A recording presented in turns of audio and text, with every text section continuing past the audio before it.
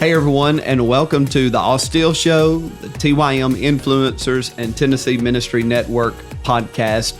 Whichever station or platform you're watching or listening on, whether it's iTunes or on YouTube, whatever the case, we are glad that you're here. We are glad that you've chosen to spend a little time with us. I'm Jeremy, for those that I haven't had the privilege of meeting, and I'm here with one of my favorite people in the world. And I mean that sincerely. We've been working together for 9 years. The feeling is totally mutual. Well, awesome. That makes me feel really good. So this is Susan Bailey. She is our district superintendent's wife, Pastor Terry Bailey. But you're a whole lot more than that. You're Mimi, your mom. I have many titles. Many titles, and you wear many hats. I do. Well, I say one of my favorite people in the world, and I mean that with all sincerity. Michelle and I, in ministry, we had a little bit of a run where we would be somewhere 3 years and then 3 years and then 3 years. So we've been here triple that. And it's allowed us the opportunity to get to know you guys and on a much deeper level. I don't know if I'm allowed to say this. I know you and Michelle are besties. Like y'all are close. Michelle's my wife, Absolutely. If you don't know that. And I'm really appreciative of your friendship in her life. I know that that's been a blessing to our family, our kids, our marriage. And I wanted to just create some space for people to get to know you a little more and to just hear from your heart about ministry, about motherhood, about being a woman in ministry, a pastor's wife, because most of the people that watch this, that's their connection. Yes. You know, they are a minister's wife. They're a minister, and everybody needs some encouragement. Everybody needs to know that there are people available that have lived and experienced and have something to say, and not just have something to say, but have a heart and a compassion and an empathy for where they are. Yeah. And you are that person very much. So I said, Michelle and I, 3 years, 9. So tell me a little about some of y'all's ministry stops along the way. Well, we were a lot like you guys. When we were young and restless. Yes, restless. There's a soap opera called that, The Young and the Restless. So. I haven't watched it. I don't know anything about a soap opera. But we were very young and restless when we first started out, and part of that was just because we were young. Yeah. We started dating, and when he was in Bible school, then I worked and put him through, and we went straight into ministry. And we got married when I was 18 and he was 19. So we were babies when we went into the ministry. And for the first, I would say, probably 12 years, we were back and forth. We had our first position as a youth pastor. We stayed there maybe a year. And for some strange reason, for us. I don't even know how this happened. I'll have to ask Terry how this happened. But we decided we were going to pastor this little church. After we had been youth pastor for about a year, this little church, somehow we found out about it in Kentucky, and we went and tried out, and they elected us. And we absolutely had no clue what we were doing. You mean that 1 year of youth ministry experience did not prepare you to pastor? But you know what? We did not know that. Right. I think the whole year we were there, we didn't know it. We thought we were just doing a great job. Right. But looking back on it, it was not good. God bless those people. I hope they made it to heaven. You know what? They were so patient, and they loved us. Here's what we did. If it was snowing, we'd cancel church and go sledding with everybody in the church. That sounds like the kind of church so we just we had want to be fun, a part of. And you know what? It was a wonderful experience. I'm not saying that we were how successful we were, but we made a lot of good friends that we still know and talk to now from that little church. And went back to youth pastoring, and then maybe 2 youth pastors, and we probably stayed there a year or 2. Yeah. And then we pastored again in Nashville, a little church called Joywood Assembly of God. Right. And then we finally went to Ashland City. Right. And that's where we put down some roots. Yeah. Our kids, they were in school. Rachel was 3, but Michael was in school. And I don't really know what clicked with us, but I think we just realized we need to settle down, and we need to put some roots down. Yeah. And I think all the reasons over those years that we could have left were the same as why we left the other times, because in ministry, if you left every time you felt like leaving, about every year, maybe 3 years, just like we did. Right. But we stuck it out, and we raised our kids there, and That's we actually awesome. stayed there until Terry went to the district office.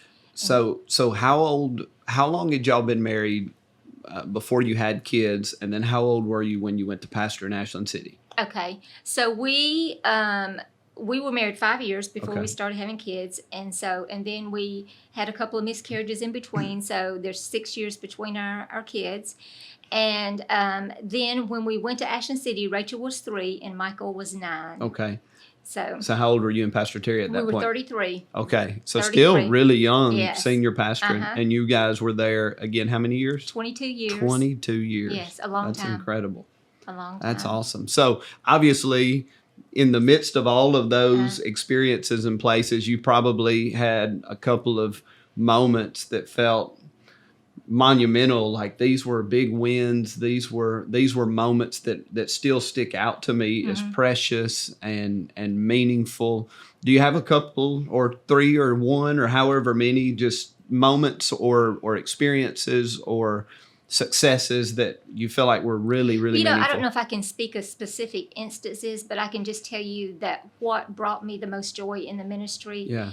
And I think now this might sound cliche, but I really mean this, is seeing God transforms people's lives. Yeah. But what even meant more to me is when I gave my testimony and I spoke to someone about possibly the struggles that I had gone through, how I saw God help them and transform them. Yeah. And to know that, God, you used my testimony, which at the time that I went through it was not even a good thing and it was a terrible thing, but God used it for his good, and that really made all the things worth it that I'd been through. Yeah. And it brought me joy just to know that, hey, you know what, God used me in some small way to speak life into someone else who was struggling at that time. Yeah. I know, I don't, maybe 3 or 4 years ago now, we had you coming up on the Wednesday nights of every week of youth camp just to share your story. And it never failed. Every single one of those Wednesday nights, the altars were filled with young people and young leaders that identified with your shared experience.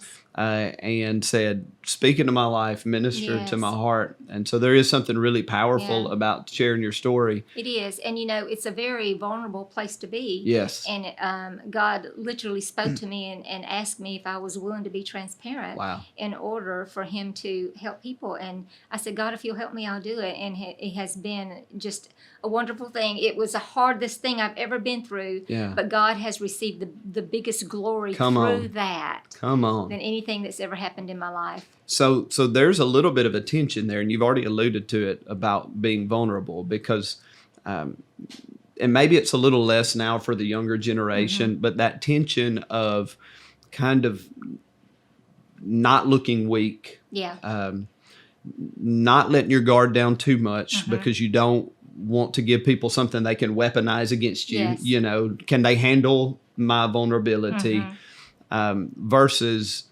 the importance of being transparent. Yes. Maybe you could speak a little bit more just to the importance of in ministry saying, hey, here's my life.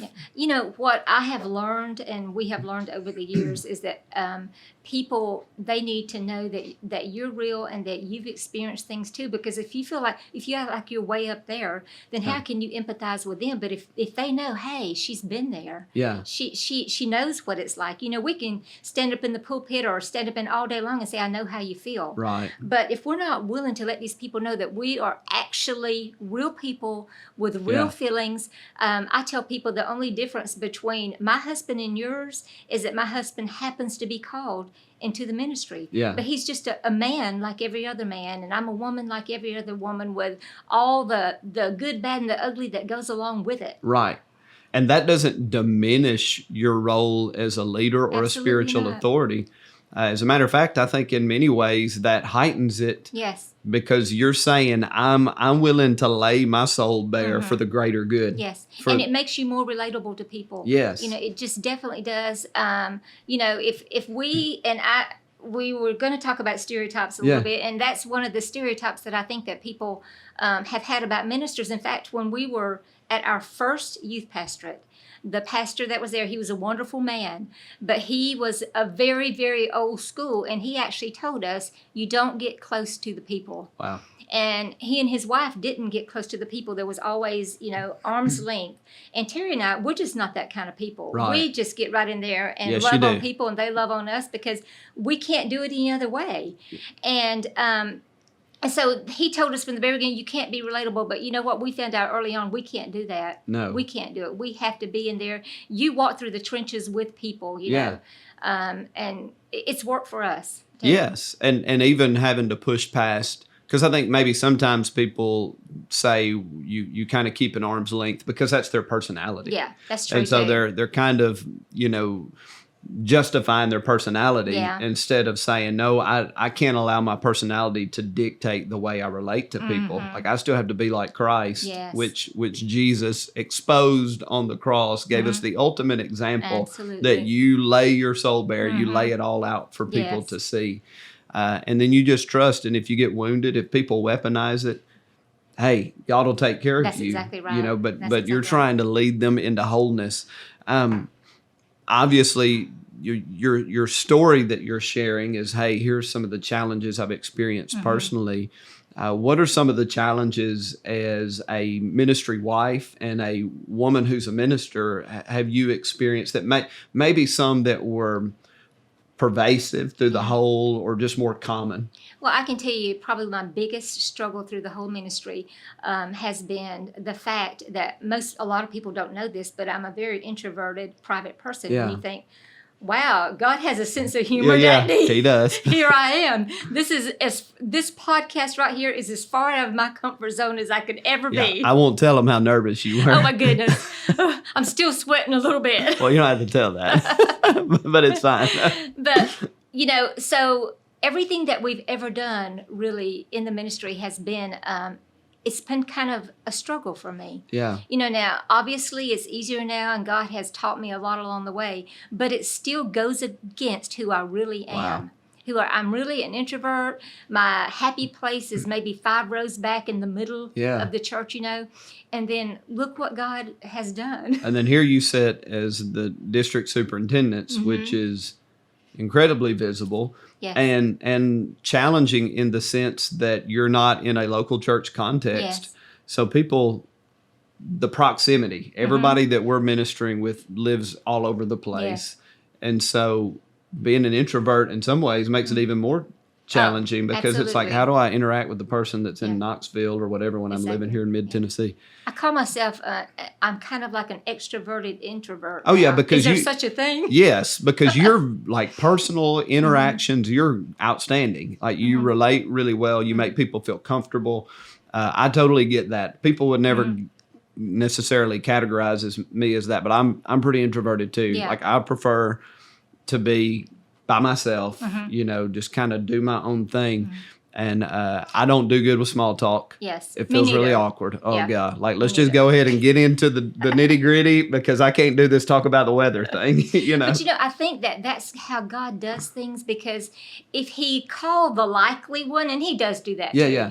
But it's easy for them to do it, and they really don't have to lean on the Lord that much. Yeah. But when a person like me, it's like, Lord, I can't do a thing unless you help me. I am absolutely, every time I speak in front of somebody, it's like, Lord, if you don't give me the words, if you don't give me the strength, I can't do this. Right. But he's never failed me. He always comes through. And I love that you're sharing this because we have all personality types, whether you're into the Enneagram or you're just introverted, extroverted, or DISC, or any of them. There's a lot of personality types watching, but the personality type doesn't dictate the calling. Absolutely not. And we can't allow our personality to, and I referenced it before, win over what we know to be right. But at the same time, there are pressures. Yes. That, I mean, I'll be totally honest with you. For many years, I allowed that to keep me from fulfilling the true calling that God had on my life. Yeah. I said I couldn't do it. My daughter actually told me one time, she says, Mama, do you know what you say all the time? And I said, what? And she said, you're always saying, I could never do that. Wow. And you know what? I never did. If I said I couldn't do it, you don't try to do it. Wow. And so I really limited myself and God for many years in what he could do in my life. And I'm just so thankful. Actually, the experience that I went through with depression was a catalyst, and it was a changing point in my life. I can't explain it, but I don't know, maybe it stripped me of all my pride, but it just got me to a place that it really doesn't matter anymore what people think. it's like the people probably thought all kinds of things about me when I was going through that. Yeah. But it's okay. It doesn't matter anymore. It doesn't matter. It does not matter. I It's love so that. freeing. Yes. And I love that you're saying, hey, I probably hid behind that for a little I while. did. And isn't it amazing that it takes at times pain Yes. to pull us into the things that God truly does. intends for us. You know, when you go through seasons like that, you're either scarred and damaged on the Yes. backside of it, or you're significantly better and more Christ-like. Yes.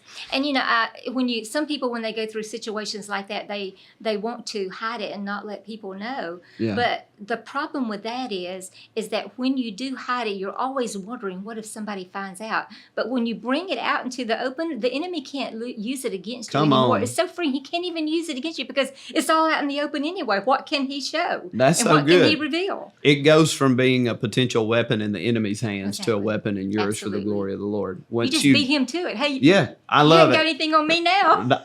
That's awesome. I love it. Well, I can say, standing in the room with a few hundred teenagers as you shared your story, I mean, just watching their countenance, and not just Yes. kids, but again, the adults that were in the room, Yes. watching countenances change. Watching people that are credentialed ministers in the room that know you and hold you in high esteem, watching how you sharing that Yeah. only elevated you in stature in their eyes. It didn't diminish. And so Appreciate many of that. them that we never, if we wouldn't have done that, so many of them that never would have responded to an altar call Absolutely. for dealing with depression or anxiety or anything of that nature, but because you said it. Yeah. It's like you unlocked a gate Yeah. for them. I'll never forget there was one young man that came up to me, and he was a striking, handsome young man. And he came up there, and I said, "Are you having trouble with depression?" He said, "All my life, Bless. all my life." And it was just a joy to be able to pray with him. And I prayed for him a long time after that God would free him from Yeah. that. All my life I've been struggling with Wow. that. Bless. Well, I'm sure some of you that are watching, you have your own challenges, you have your own experiences that you've had to battle through. I'm married to a wonderful woman. I love Michelle. Yes, you are. She's incredible.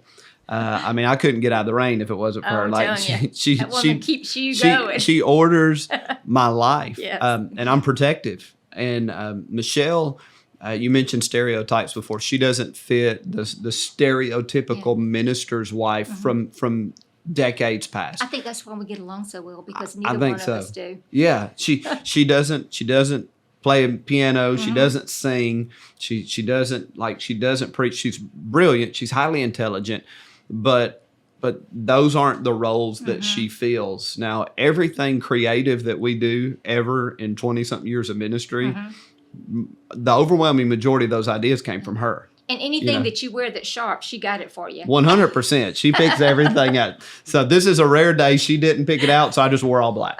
But I did go to a funeral earlier, so That's I thought right. that would probably be the most appropriate attire.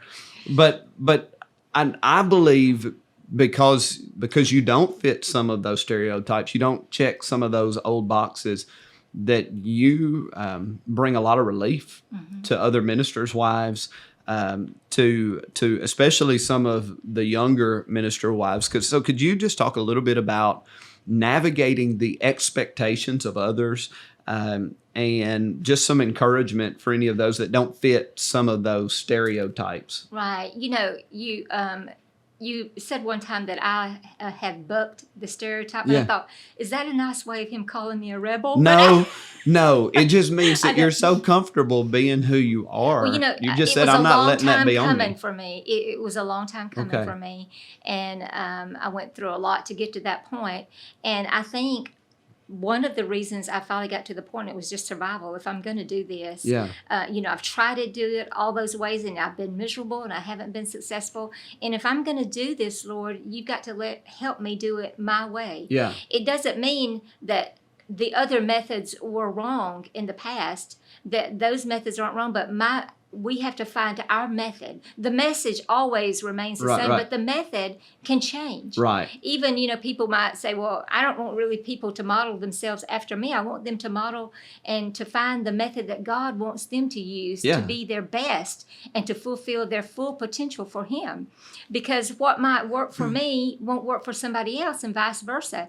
And when you try to put people in a box, it never works. Right. It never works.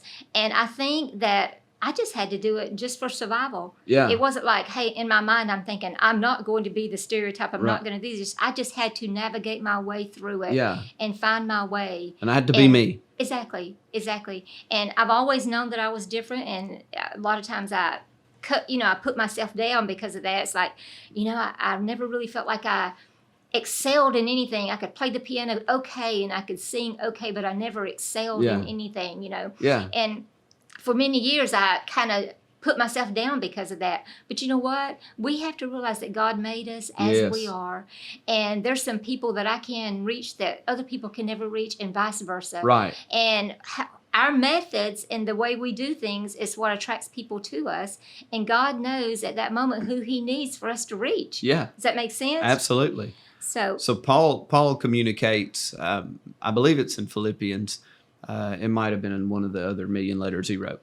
But he talks about the good works that the Lord prepared for us long ago. Mm-hmm. Like He's established things uniquely tailored to you. Yes. And then He spends your life tailoring you to the things that He has intended to bring about. Yes. And when we're resistant, like when we're resistant to just be who we are, and we succumb to all these pressures, our soul can't handle it. That's right. And I think for many watching, some of the stress and the pressure and the frustration maybe you're feeling is directly tied to the fact that you've allowed people's expectations of you to have way too much influence over your emotional health.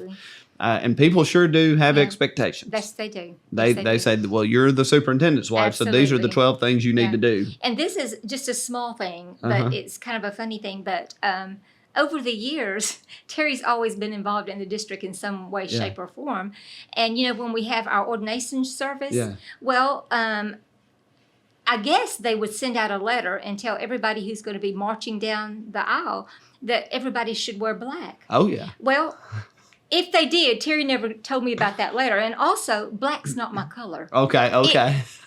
I don't do good with black. Right. I need vibrant colors. Right. Black, I look drab. So all those years, I would be marching down the aisle with all these ladies that I knew were going to wear black every time. Right. But I knew black wasn't my color. There was no way I could wear black.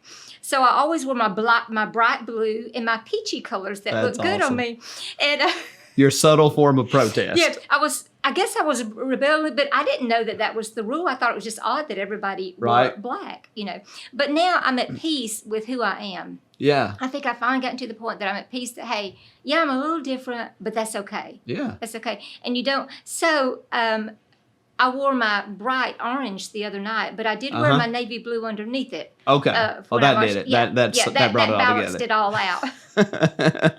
But no, I'm not the stereotype, and it's okay. It's okay to not be like everybody else. 100%. It's okay if you're even a little eccentric, because I think sometimes I'm a little eccentric, but that's okay too. Yes, it is. And not everybody will want to allow you to be that. Exactly. But you have to choose whose opinion matters. Exactly. Yes. And that's something that I'm in process of learning. Yes. Of like who's, and that's not to say that people don't matter or that every person doesn't matter, but whose opinion gets to have, impact on me. And you got to whittle that list down. That's exactly right. And one of those, and I just speak from mine and Michelle's relationship, like our voice, our opinion matters to one another.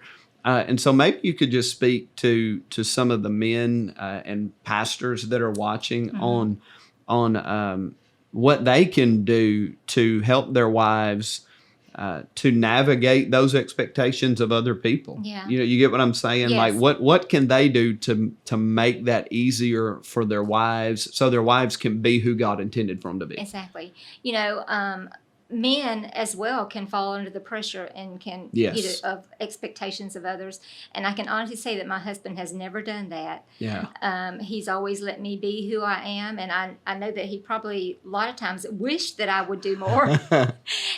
But you know what? He's always allowed me to be who I am, and I think it's so important that that pastors' wives let their wives find their own place in the ministry. Yeah. You know, because there's not a leader of the WM group or the women's group, don't tell your wife she needs to be the leader. Wow. You know, don't try to push her into that role that she's not comfortable with. Yeah. You know, just because there is a vacancy there doesn't mean that your wife has to fill that vacancy. Yeah. You know, give her the freedom to let God make her into what she wants to be instead of you trying to make her what you think she should be. Yeah. And you said it. I think I can speak as a husband. Yeah.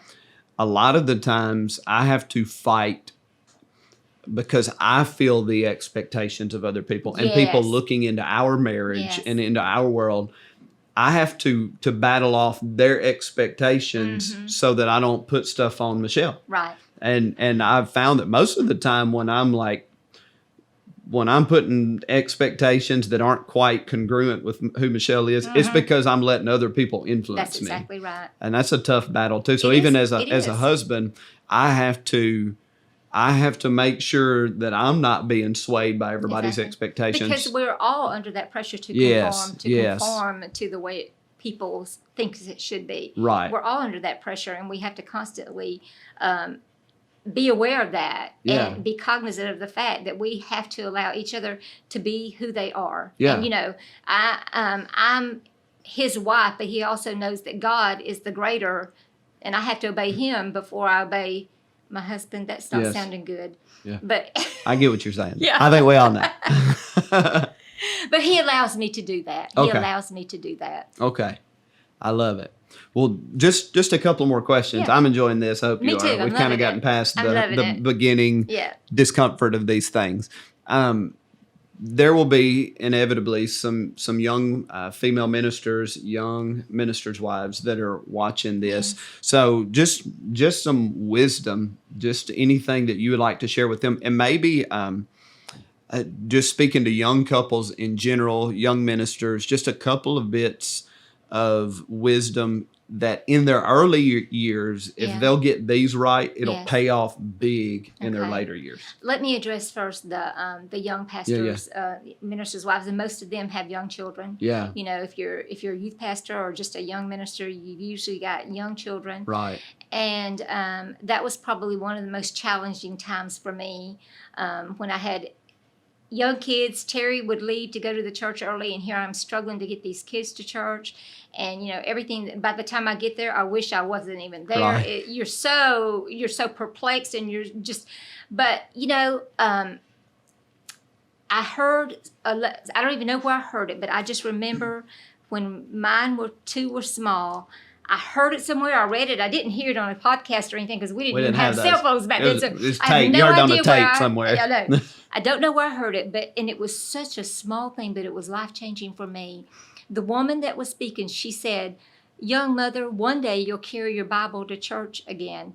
And of course, now we don't have to carry a Bible to church. We have our Right. phone. But back then, we took our Bible to church. If you didn't have your Bible with you at church, that didn't look good. And many times, You weren't meeting expectations. I was not meeting. I was doing good to get there with my kids. Right. And you know, sometimes you just have to give yourself a little grace.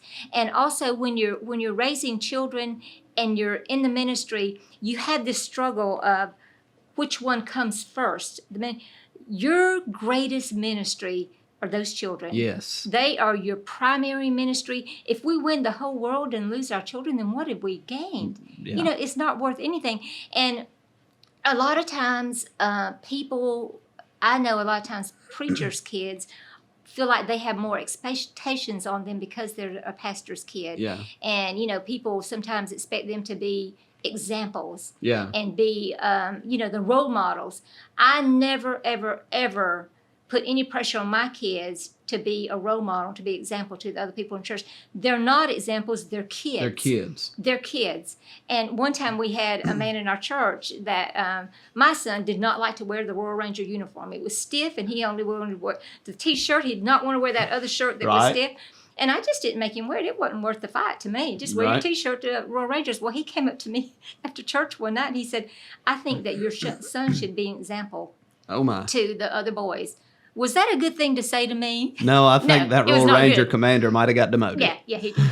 And I told him, I said, I will never, ever make my son be an example. And in fact, I told him, I said, I'm trying to get my son to heaven just like you are. Boom. He's just a kid. Yeah. And, don't let your kids be kids. Our responsibility is to be the safe place for our kids, Yeah. whatever that means and wherever that takes you.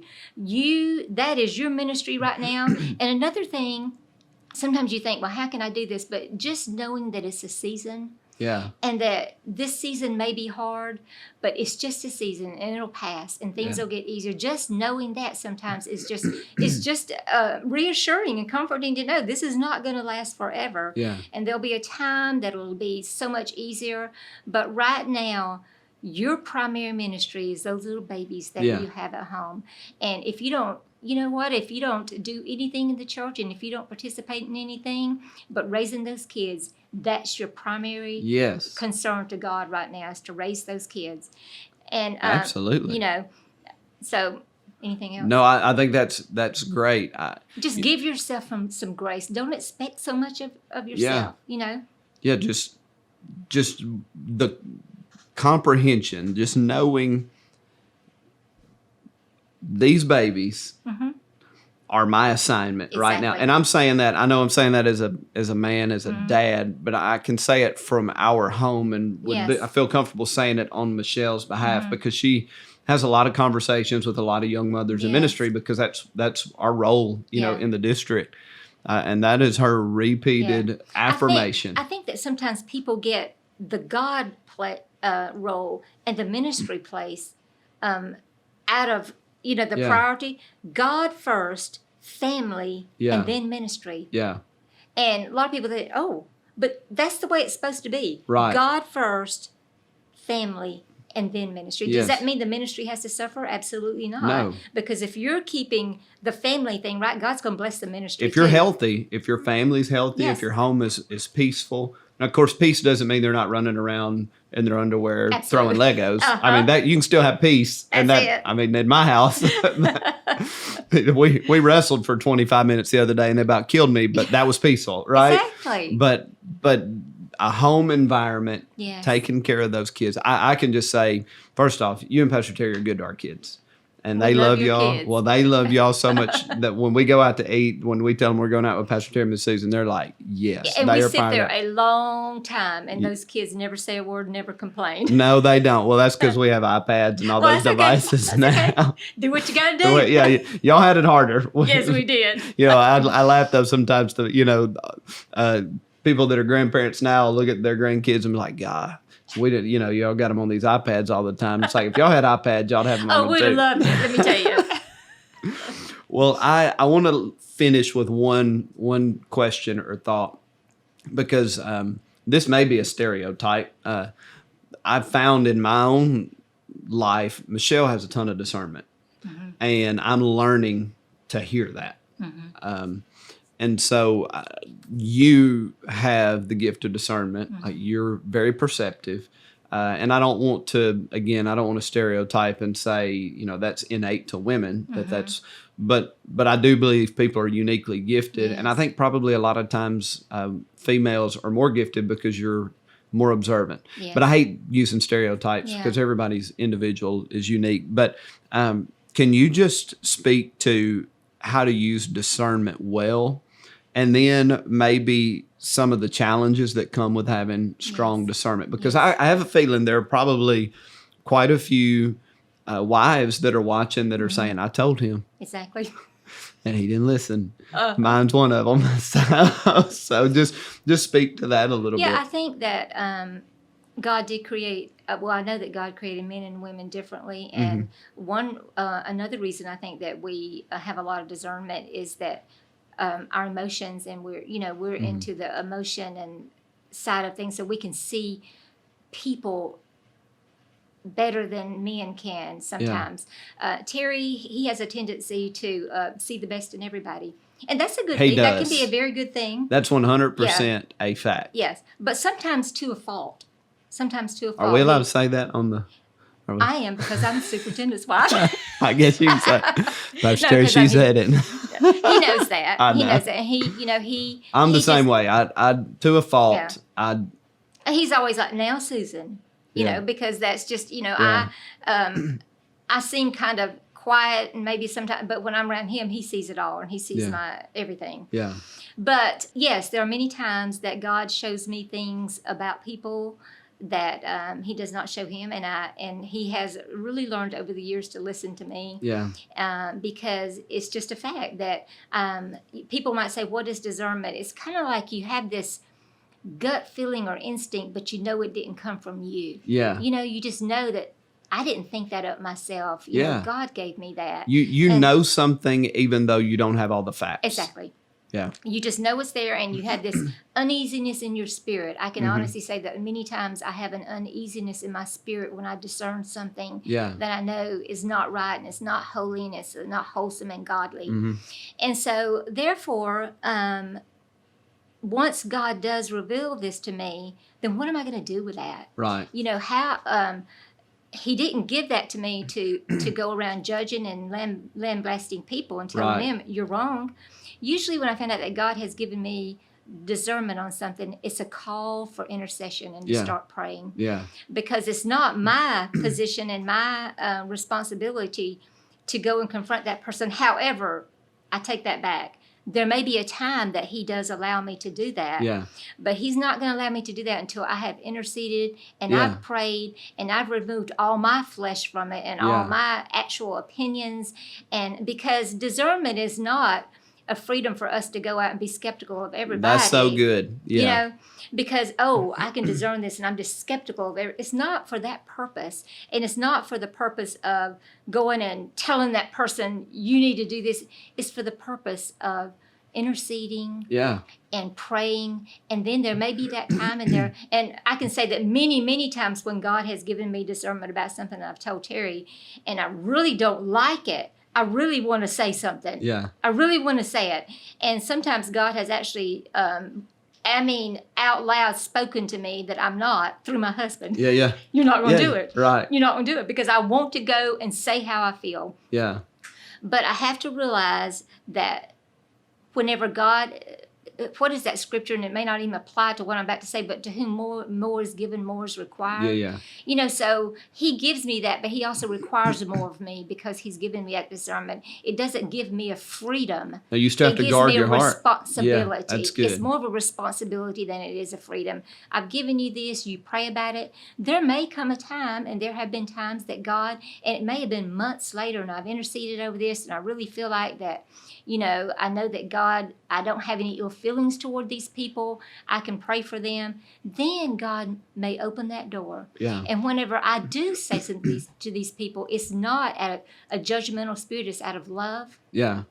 And they may or they may not receive it. But I know that when I do, my heart's right. Yeah. Because we have to guard our heart. Right. You know, we can't allow anything that God shows us to give us the big head or, we've got to stay humble and compliant to his will. The reason I wanted to kind of finish here, and I know that everybody that's watching isn't necessarily married or even in ministry, but is when you're married, you're one. Yes. And there has to be this willingness to lean into each other's strengths. Absolutely. And cover one another's weaknesses. A lot of times we stay so frustrated over the weaknesses that we perceive in our spouse.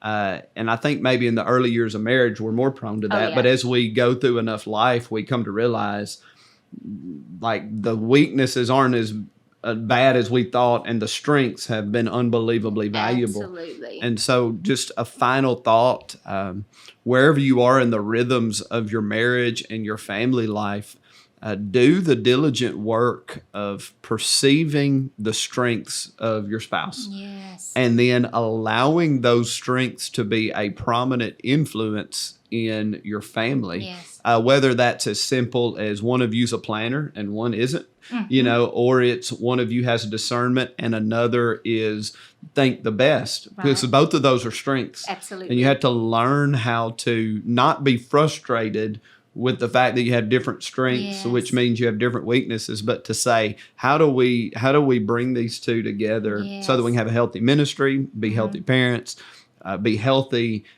in our marriage. And so I just want to say, just finally, Michelle and I have had a front row seat for the last 9 years to watch you and Pastor Terry, and you guys have an incredible marriage. And we've observed the strengths and the give and take because we've all kind of walked through ministry for 9 years together. And we appreciate you both. And you're a model for all of us, both of you, on a husband saying, this is who my wife is, and I'm going to let her be that, and I'm going to defend that. Yes. A wife saying, this is who my husband is, and I'm going to let him be that and defend that. Absolutely. And so anyway, we love y'all. Thank you for your time today. I want to just interject one small thing. Please do. That advice to young couples, because you had mentioned that was the second point. And just the first thing that kind of stands out with me, in our first years of our ministry, and I think a lot of young ministers do this, you've got so much zeal and you've got so much you want to do for the Lord, and you tend to put all your energies into that sometimes. And in our early years of ministry, Terry had to work a full-time job plus pastor, and he was busy all the time, and we didn't take time for each other. And it was probably 10 or 15 years in before we realized this is not healthy for us. Wow. It's not healthy for our children. It's not healthy for our ministry. And we decided that we were going to, there's a day that's, I want to call it sacred to us, although there are times that it's interrupted, and we realize that and we find another day. But Fridays are our day. Good. And that's mine, his day. And, he might take me to Goodwill and let me just do my stuff. And then. And you'll be like in the third heaven. Exactly. That's another thing that Michelle and I have in common, too. Yes. We are Goodwill girls. Right. Find those bargains. I don't mind that. That's cheap. But, you have to find time for each other. You have to make time for each other, because it's not just going to happen. You have to prioritize it and make it happen in order for you to last the long term. Right. The long term. It may work for a while, but in the long term, it's not going to work, and it's going to be damaging. And we want to last the long term and love it along the way. Absolutely. So thank you for watching and listening. Be sure to share this with your friends and your family.